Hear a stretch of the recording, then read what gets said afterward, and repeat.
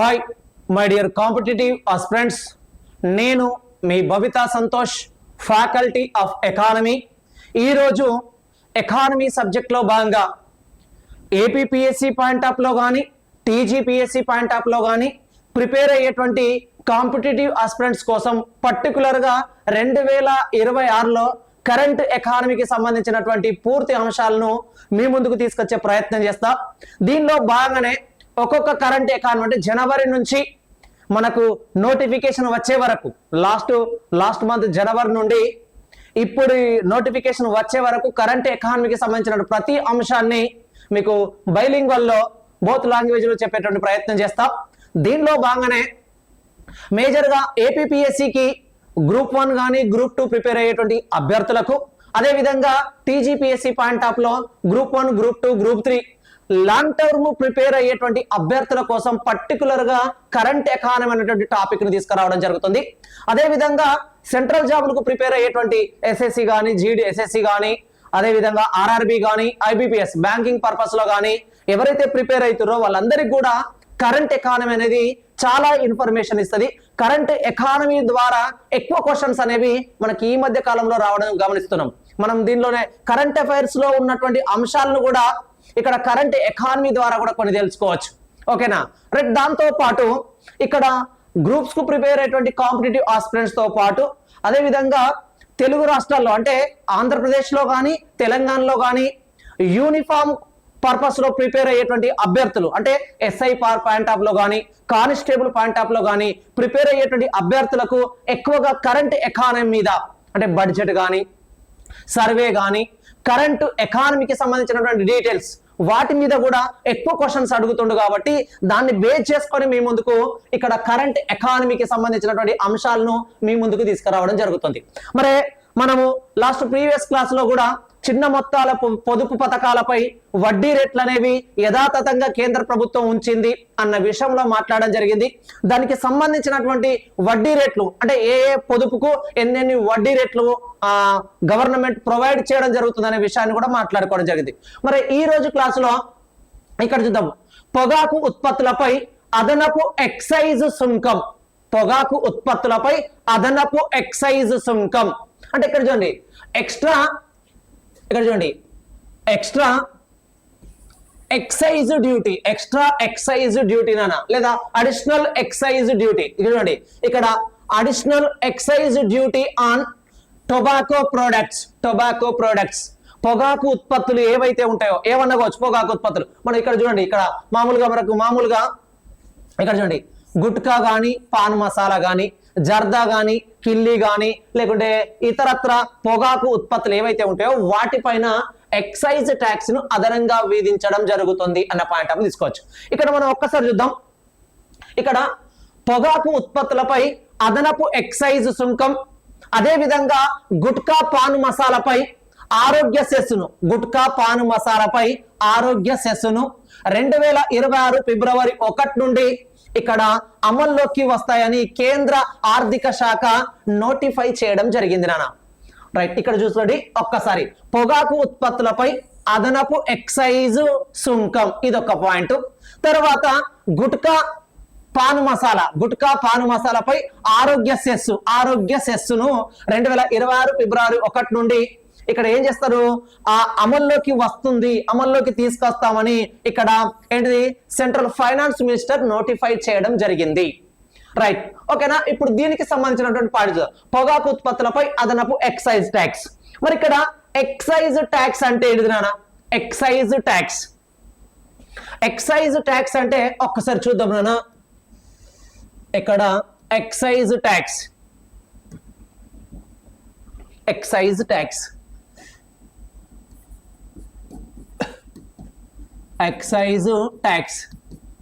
ఇక్కడ వస్తు ఉత్పత్తులపై విధించేటువంటి పన్నును ఎక్సైజ్ ట్యాక్స్ అనడం జరుగుతుంది నాన్న. వస్తు ఉత్పత్తులపై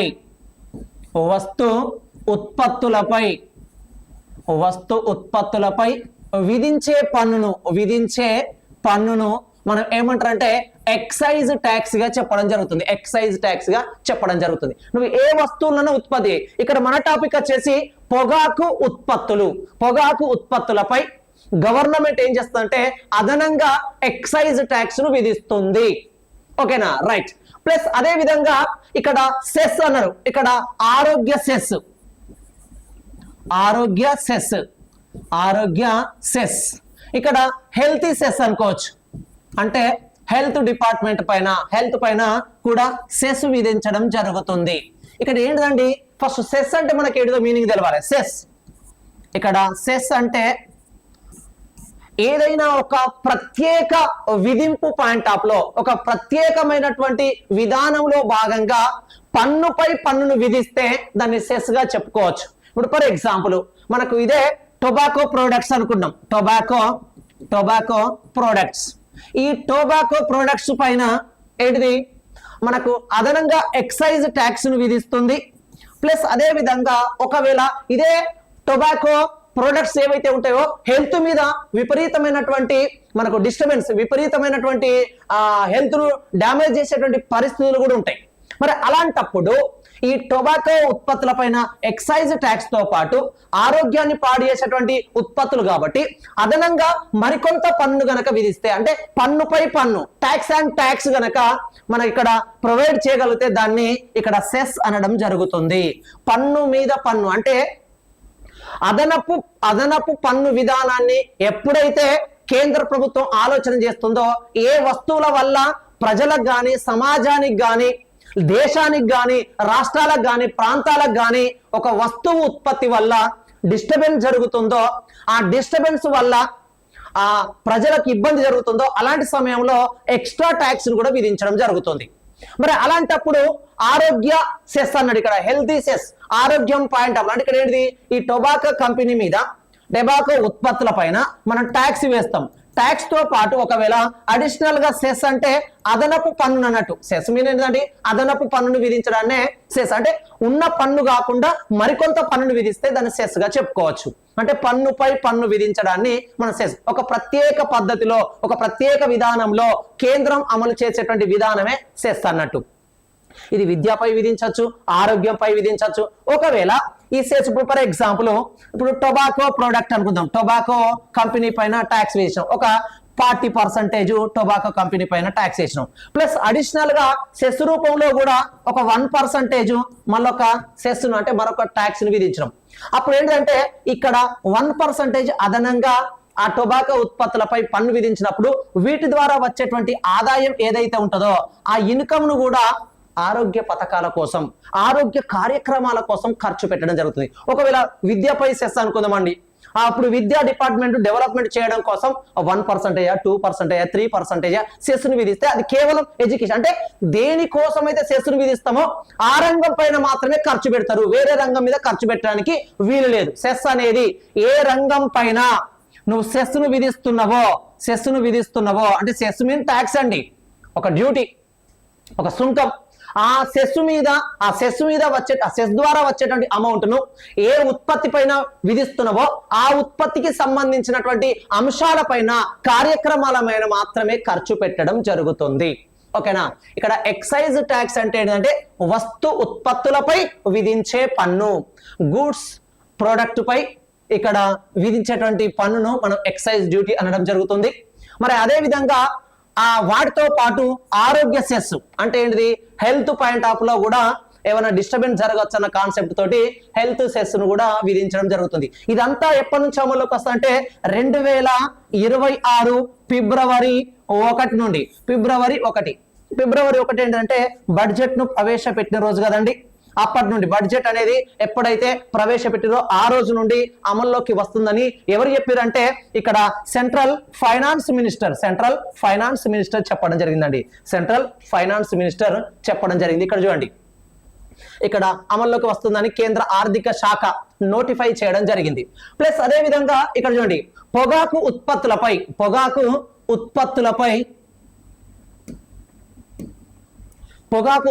ఏవైతే ఉంటాయో, టొబాకో ప్రొడక్ట్స్ ఏవైతే ఉంటాయో వాటిపైన జిఎస్టీ ఎంత ఉంటుందంటే 40% ఉంటుంది.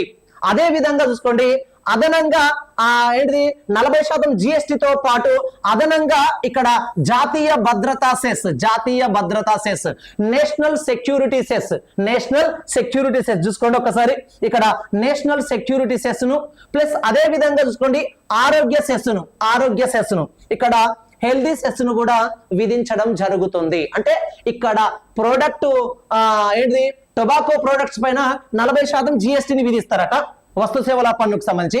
ప్లస్ అదనంగా ఇంకేంటిది అదనంగా చూడండి జాతీయ భద్రతా సెస్ ను నేషనల్ సెక్యూరిటీ సెస్ ను అదే విధంగా హెల్తీ సెస్ ను కూడా విధించడం జరుగుతుంది అని ఇక్కడ ఎక్సైజ్ డ్యూటీ విషయంలో భాగంగా ఏంటిది కేంద్ర ఆర్థిక మంత్రిత్వ శాఖ పేర్కొనడం జరిగింది. ఇది అన్ని కూడా ఎప్పుడు 2026 ఫిబ్రవరి 1 నుండి అమల్లోకి రావడం జరుగుతుంది.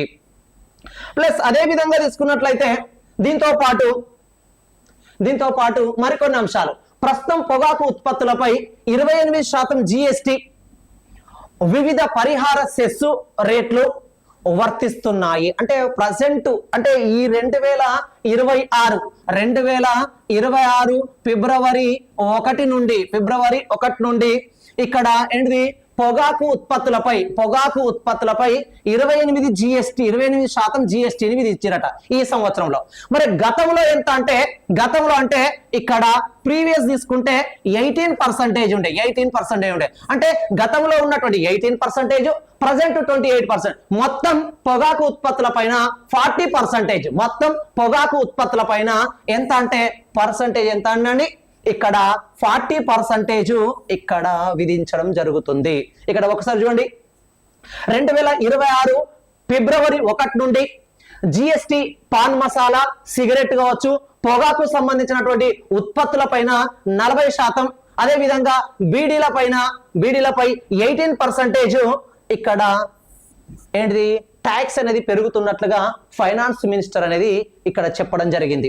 ప్లస్ అదే విధంగా దీంతో పాటు వీటికి సంబంధించినటువంటి పాయింట్ ఆఫ్ లో తీసుకుంటే ఇక్కడ మనకు మామూలుగా ఈ ట్యాక్స్ల ద్వారా అమౌంట్ వస్తుంది. ఎవరికి కేంద్ర ప్రభుత్వానికి ట్యాక్స్ల ద్వారా అమౌంట్ వస్తుంది. మరి కేంద్రం వివిధ రాష్ట్రాల నుంచి కానీ వివిధ ప్రాంతాల నుంచి కానీ ట్యాక్స్లను వసూలు చేస్తుంది. ఆ వసూలు చేసిన మొత్తంను ఒక పూల్ గా అంటే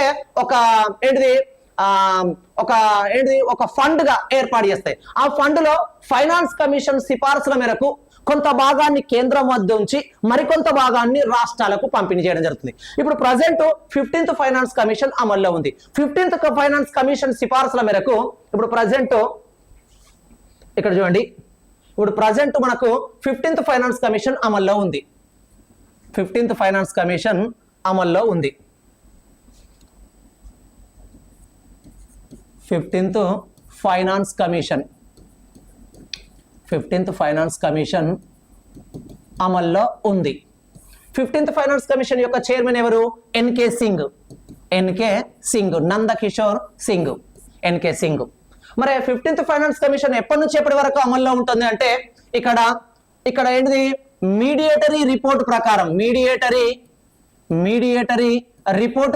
అయితే మీడియేటరీ రిపోర్ట్ అంటే మధ్యంతర ఉత్తర్వులు, మధ్యంతర నివేదిక ప్రకారం అయితే ఈ 15th ఫైనాన్స్ కమిషన్ అనేది 2020 ఏప్రిల్ 1 నుండి 2020 ఏప్రిల్ 1 టు 2021 మార్చ్ 31 మధ్య కాలంలో ఈ finance commission 15th finance commission అమల్లో ఉంది. కానీ ఇక్కడ మీడియేటరీ రిపోర్ట్ ప్రకారం అయితే 1 year పాటు అమల్లో ఉంది కదా. ఇక్కడ పూర్తి రిపోర్ట్ అంటే ఇక్కడ టోటల్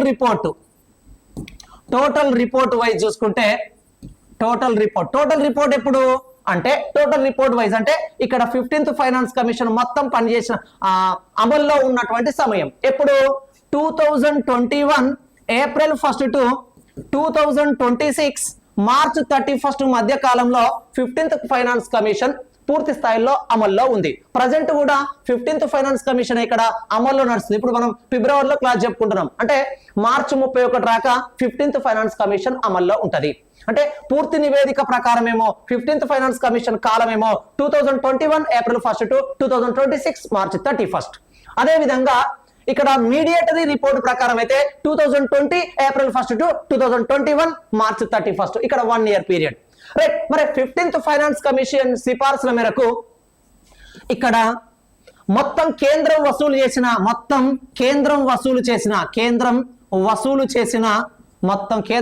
చేసిన పన్నులు ఏవైతే ఉంటాయో వాటిని 100%గా భావిస్తే అందులో 15th ఫైనాన్స్ కమిషన్ ప్రకారం అయితే 59 ఏమో సెంట్రల్ గవర్నమెంట్ కు, అదే విధంగా 41% ఏమో ఇక్కడ ఏంటిది స్టేట్స్ కి. అంటే ఇక్కడ ఇవేమో ఇక్కడ సెంట్రల్ కి ఏమో 59%, 41% ఏమో స్టేట్స్ కి ప్రొవైడ్ చేయడం జరుగుతుంది. అంటే ఇక్కడ ఏంటిది పన్నుల ద్వారా వచ్చినటువంటి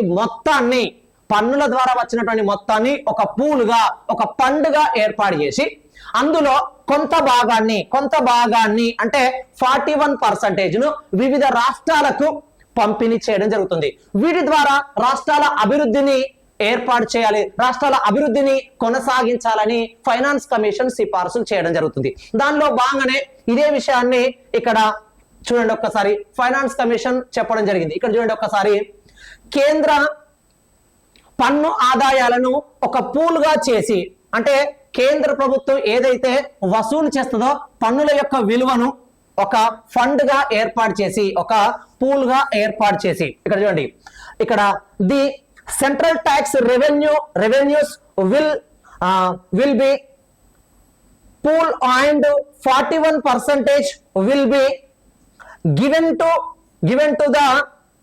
the states అని మనకి ఇవ్వడం జరిగింది. అంటే ఇక్కడ ఒక్కసారి చూడండి, ఇక్కడ కేంద్ర పన్ను ఆదాయాలను, అంటే కేంద్రం వసూలు చేసిన పన్ను ఆదాయాలను ఒక పూల్ గా ఏర్పాటు చేసి ఇక్కడ రాష్ట్రాలకు అందులో 41%ను, అంటే రాష్ట్రాలకు 41% ఏంటంటే కేంద్రానికి ఎంత పోతుంది, ఇక్కడ మొత్తం 100%గా భావిస్తే 59% అనేది కేంద్రానికి పోతుంది. అదే 16th ఫైనాన్స్ కమిషన్ లో కూడా ఇదే వాటా, కేంద్ర రాష్ట్రాల మధ్య పన్నుల వాటా కేంద్రానికి 59% పోతే రాష్ట్రాలన్నింటికి కలిపి 41%. అది 15th ఫైనాన్స్ కమిషన్ లో కానీ 16th ఫైనాన్స్ కమిషన్ లో కానీ ఇక్కడ కేంద్ర రాష్ట్రాల యొక్క వాటా 59:41 గానే ఉంది. 16th ఫైనాన్స్ కమిషన్ మనకి ఎప్పటి నుంచి అమల్లోకి వస్తుంది, 2026 ఏప్రిల్ 1 నాడు అమల్లోకి వస్తుంది. 2026 ఏప్రిల్ 1 టు 2031 మార్చ్ 31 వరకు ఇక్కడ 16th ఫైనాన్స్ కమిషన్ అమల్లో ఉంటుంది. 16th ఫైనాన్స్ కమిషన్ యొక్క చైర్మన్ ఎవరు, అరవింద్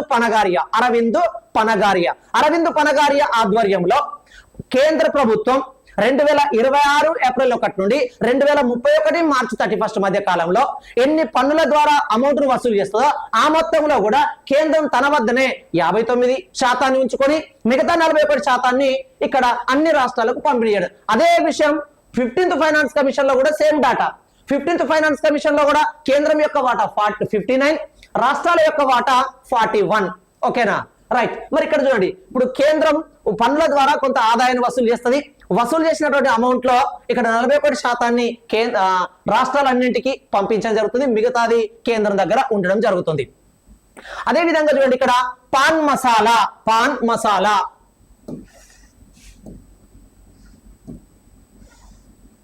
ఇక్కడ చూడండి, పాన్ మసాలా తయారీ ప్లాంట్ల ఉత్పత్తులు ఉంటాయి కదండి, ఏవైతే మనకి ఇక్కడ ఈ గుట్కా కానీ, పాన్ మసాలా కానీ, సిగరెట్ కానీ, ఇవన్నీ టొబాకోకు రిలేటెడ్ కంపెనీస్ అండి. వీటి ఉత్పత్తులకు సంబంధించిన ప్లాంట్లు ఏమన్నా ఉంటే వాటి సామర్థ్యం పైన ఇక్కడ ఆరోగ్య సెస్సును కూడా, హెల్త్ సెస్సును కూడా విధించడం జరుగుతుంది.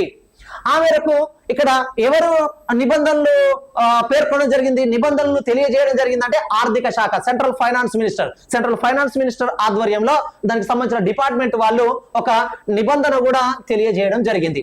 మరి ఒకవేళ ఇప్పుడు పన్నుల ద్వారా వచ్చేటువంటి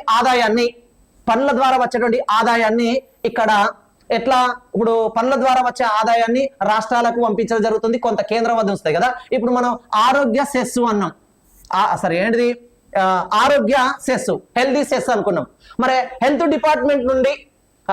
డిపార్ట్మెంట్ పాయింట్ ఆఫ్ లో కానీ, ఆరోగ్యం పైన కానీ వచ్చినటువంటి పన్ను యొక్క శాతాన్ని ఎక్కడ ఖర్చు పెడతారు అంటే ఇక్కడ చూడండి, ఆరోగ్యానికి సంబంధించినటువంటి కార్యక్రమాల మీద, అదే విధంగా వాటికి సంబంధించినటువంటి పథకాల మీద ఖర్చు పెట్టడం జరుగుతుంది. ఇప్పుడు ఆరోగ్య సెస్, హెల్తీ సెస్ 1% వేసారు. ఇప్పుడు మామూలుగా GST 40% ఉంది, 40% మీద 1% కూడా హెల్తీ సెస్ వేసారు అనుకోండి. ఆ 1% ద్వారా వచ్చేటువంటి అమౌంట్ ను ఇక్కడ ఆరోగ్య కార్యక్రమాలకు హెల్త్ ప్రోగ్రామ్స్ ఏమైనా ఉంటే ఏంటిది పిల్లల పాయింట్ ఆఫ్ లో ICDS integrated child development programme కానీ లేదా స్కీమ్ కానీ, అదే విధంగా మహిళలకు సంబంధించిన పాయింట్ ఆఫ్ లో కానీ ఏంటిది NMS national maternity scheme point of లో కానీ, లేకుంటే ఇతరత్ర ఆ ఆరోగ్య పాయింట్ ఆఫ్ లో ఏమైనా స్కీమ్స్ ఉంటే వాటి కోసం అదనంగా వచ్చినటువంటి అమౌంట్ ను కూడా వాటిపైన ఖర్చు పెట్టడం జరుగుతుంది. ఇదంతా ఎవరు చెప్పారు? ఇక్కడ పొగాకు ఉత్పత్తులపై ఇక్కడ ఎక్సైజ్ ట్యాక్స్ ను ప్లస్ అదనంగా ఏమైనా ఉత్పత్తులు ఉంటే వాటిపైన కూడా సెస్సులను విధించేటువంటి విధానాన్ని ఆర్థిక శాఖ అనేది విధించింది. ఇది 2026 ఫిబ్రవరి 1 నుంచి అమల్లోకి రావడం జరుగుతుంది. మరి దీనిలోనే భాగంగా చూసుకున్నట్లయితే ఇప్పుడు మనం ఇక్కడ ఒక కాన్సెప్ట్ చూసుకుందాం. దీనిలోనే భాగంగా చూసుకున్నట్లయితే ఇప్పుడు వచ్చినటువంటి అమౌంట్ ఏదైతే ఉంటుందో ఆ వచ్చినటువంటి అమౌంట్ ట్యాక్స్ల ద్వారా వచ్చేటువంటి అమౌంట్ అన్ని రాష్ట్రాలకు, కానీ సెస్ల ద్వారా ఏదైతే వస్తుందో ఇప్పుడు ఫర్ ఎగ్జాంపుల్ ఆరోగ్యానికి సంబంధించి ఒక సెస్ ను విధించడం ఫర్ ఎగ్జాంపుల్. అలాంటప్పుడు దానికి తప్ప వేరే దాని మీద ఖర్చు పెట్టకూడదు. ఇది ఒక కాన్సెప్ట్. ఖచ్చితంగా ఒక రిస్ట్రిక్షన్ అనేది ఉంటది. హెల్త్ డిపార్ట్మెంట్ పాయింట్ ఆఫ్ లో ఒక సెస్ ను విధించడం అంటే అది హెల్త్ డిపార్ట్మెంట్ కి కేటాయించాలి తప్ప ఇతర శాఖలకు. హెల్త్ సెస్ ద్వారా ఫర్ ఎగ్జాంపుల్ ఒక 1%, 1,00,000 కోట్లలో 1% అంటే 1,000 కోట్లు వచ్చినాయి అనుకుందామండి. 1,000 కోట్లు వచ్చినాయి. ఆ 1,000 కోట్లను మనం హెల్త్ సెస్ అని విధించి మనం ఎడ్యుకేషన్ మీద ఖర్చు పెట్టడానికి అవకాశం లేదు. హెల్త్ సెస్ విధించడం అంటే హెల్త్ సెస్ ద్వారా ఎంత అమౌంట్ అయితే గ్యాదర్ అవుతుందో ఆ అమౌంట్ అయినట్టు మొత్తం అమౌంట్ ను హెల్త్ డిపార్ట్మెంట్ మీద ఖర్చు పెట్టాలి. ఒకవేళ ఎడ్యుకేషన్ మీద మనం సెస్ విధించడం అప్పుడు ఎంతైతే అమౌంట్ వస్తుందో ఆ అమౌంట్ మొత్తాన్ని ఎడ్యుకేషన్ డెవలప్మెంట్ కోసం మాత్రమే ఖర్చు పెట్టాలి. ఇది ఈ సబ్జెక్ట్ లో భాగంగా మనం మాట్లాడుకోవచ్చు. ఓకేనా? ఇదంతా ఆల్ కాంపిటేటివ్ అభ్యర్థులకు ఉపయోగపడే విధంగానే మనం ప్లాన్ చేయడం జరుగుతుంది. ఓకేనా? రైట్. ఒకవేళ మీకు ఈ క్లాస్ గనక నచ్చితే మిగతా కొంతమందికి కూడా షేర్ చేసే ప్రయత్నం చేయండి. ఖచ్చితంగా ఛానల్ను సబ్స్క్రైబ్ చేసుకోండి, వీలైతే లైక్ కొట్టండి. ఓకేనా? మళ్ళీ ఫర్దర్ ప్రతి కరెంట్ ఎకానమీ అంటే పర్టికులర్ గా గ్రూప్స్ కు ప్రిపేర్ అయ్యేటువంటి వాళ్ళకు మాత్రం నేను ఎక్కువ వాళ్ళని బేస్ చేసుకుంటే గ్రూప్స్ కు ప్రిపేర్ అవుతారంటే ఆల్ కాంపిటేటివ్ కు ప్రిపేర్ అయినట్టే. దాన్ని బేస్ చేసుకొని నేను సబ్జెక్ట్ ను చెప్పడం జరుగుతుంది. ఓకేనా? రైట్.